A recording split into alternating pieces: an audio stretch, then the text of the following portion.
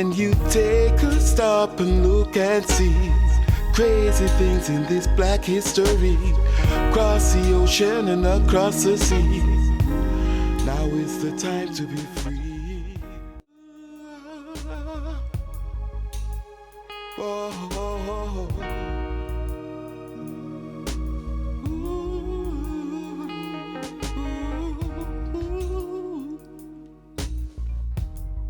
Yeah, yeah, yeah.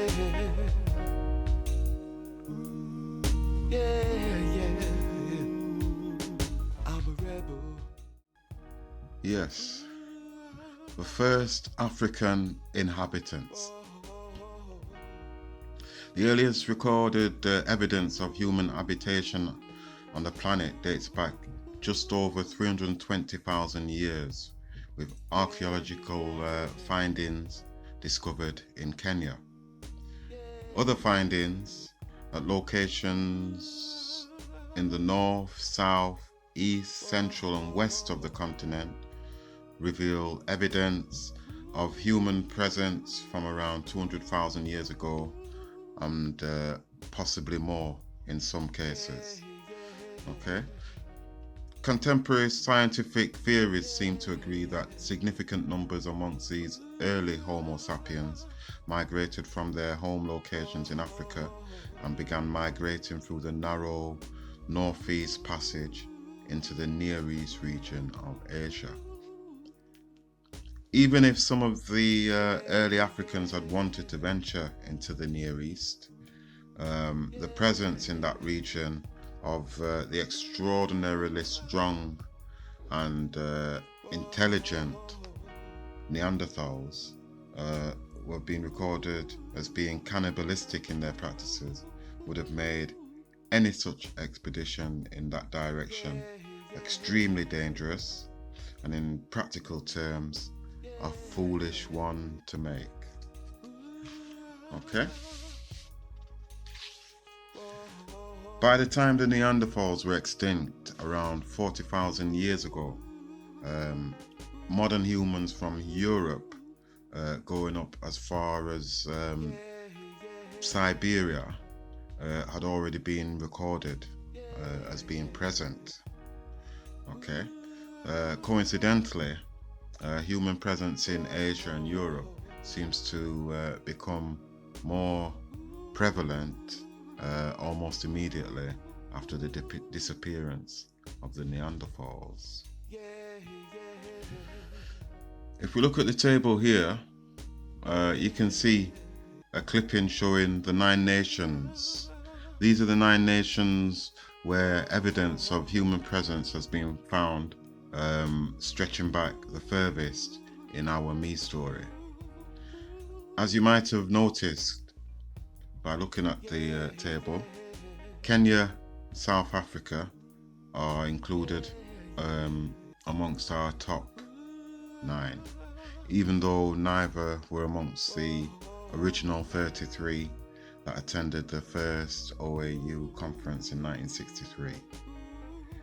If we are to consider the notion of this out of Africa theory that has become so popular these days, it is important for us to also note that the earliest signs of human presence in many other locations within the African continent, even those relatively close to the original sites, as been highlighted on our table, they'd still not registered any sign of human presence, and most wouldn't do so for at least another 20,000 years after the appearance of humans in Europe. Okay. If we look at the second table, this clipping starts from the African countries in our research where the evidence of Homo sapien presence was found dated at around the same time as the earliest modern humans that were found in Siberia. Okay, so what we need to notice is that several of these countries are actually neighboring countries to our top 9. So for instance, Angola 39,000 BCE is the earliest estimated date for human habitation, and Angola doesn't border Congo, but its border with the Democratic Republic of Congo is very close to Congo's border with the Democratic Republic of Congo. Okay, so Somalia has a border with Ethiopia. Ivory Coast and Burkina Faso, both of those countries have borders with Mali, and Algeria has a border with Tunisia. Okay, so yet even though they have borders with these countries and are very close or in very close proximity, it is in excess of 150,000 years before humans make it into these territories. Okay, so when we bring this factor into the equation, it would seem that it would be very unlikely that any Africans made it out of Africa in any significant numbers, if at all, during this early period.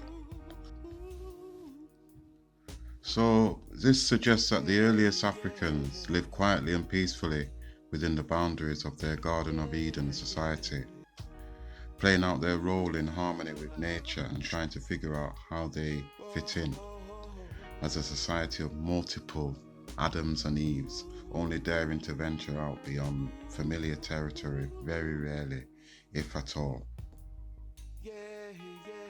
So I don't know what your views on the subject might be, but for me it's clear that the so-called out of Africa human migration theory is a non-entity. Just as diversity existed amongst the Homo erectus before us, I can see no reason why it would be imagined that the same wouldn't apply to Homo sapiens, unless there was another agenda behind those kind of conclusions.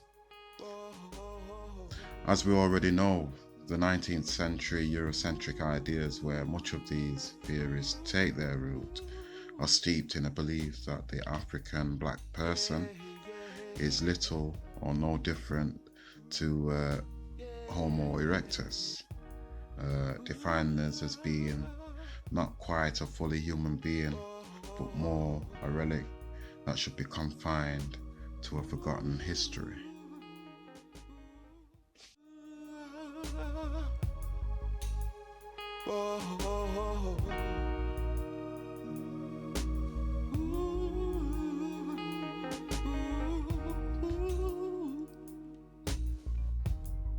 Yeah, yeah.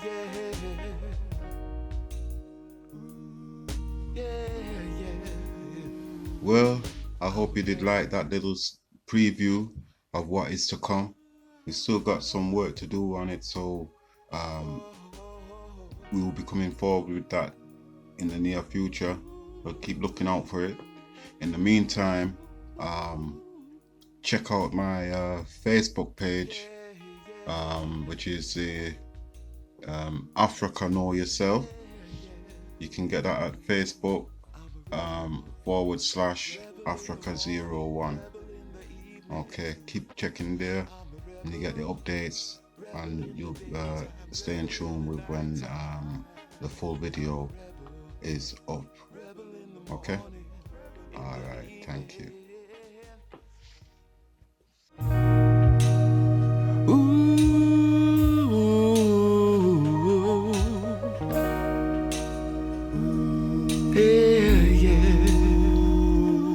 When you take a stop and look and see crazy things in this black history, across the ocean and across the seas, now is the time to be free.